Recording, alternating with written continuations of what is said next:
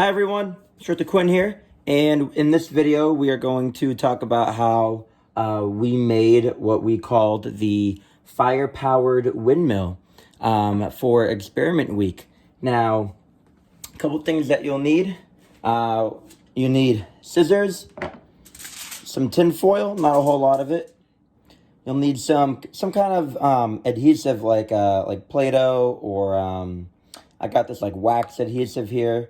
It's just to keep a skewer or a chopstick, which is your next item that you'll need, up and in place. You'll need some tea lights, these little candles that you can get on Walmart, and then something to light the tea candles with. You'll also need parental supervision. So if mom or dad are there with you, make sure that they're there with you doing it, okay?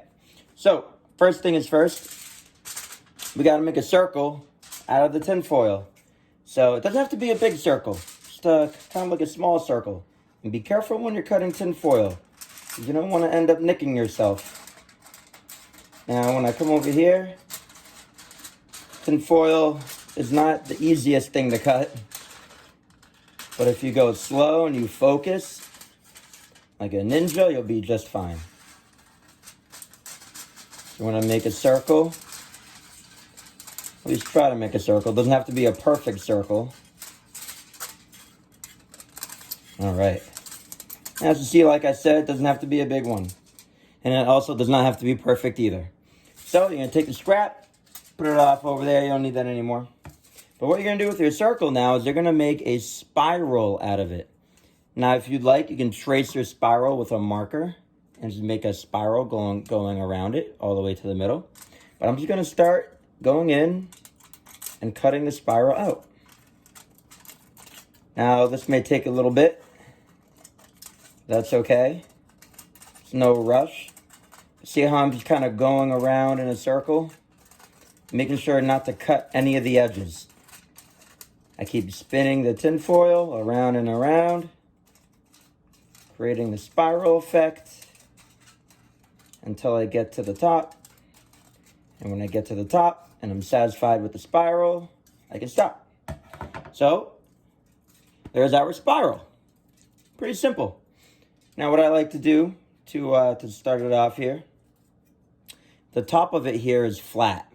We need to make a little indent. And what I like to do is I like to take the skewer with a chopstick and just kind of fold a point into the top of that windmill there.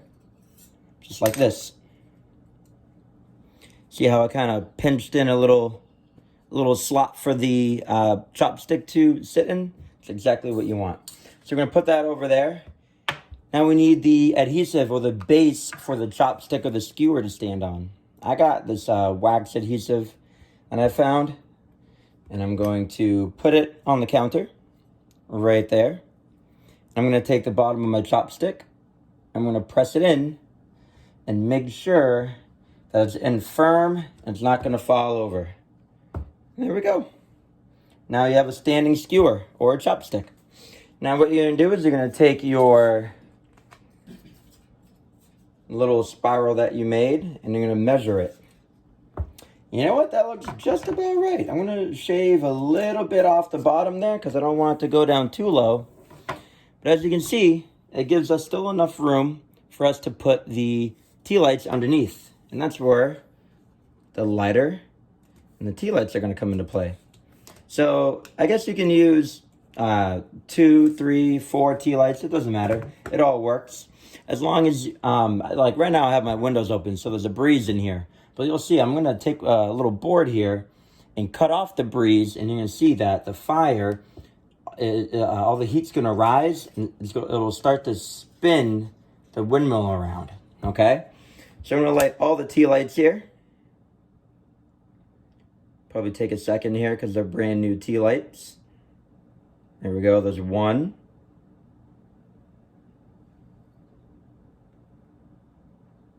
And 2. Oh, almost. And 2. I'm going to get this 3rd one lit and get the 4th one lit. All right.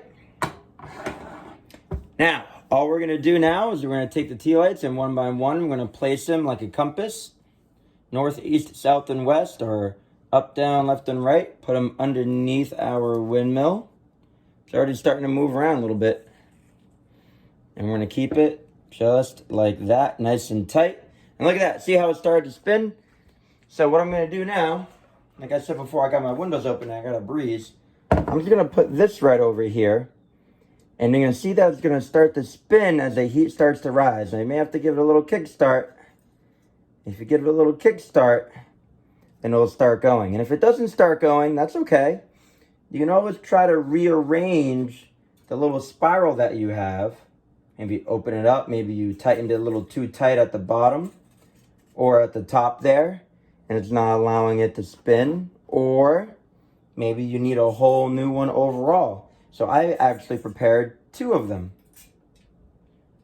So I'm going to replace it with this one. We're going to slide this one over the top. And there it is. So who knows, maybe with this one right here, maybe with the one that you saw me cut out, I might have, at the tip here, made it a little too tight and it's causing too much friction up at the top over there.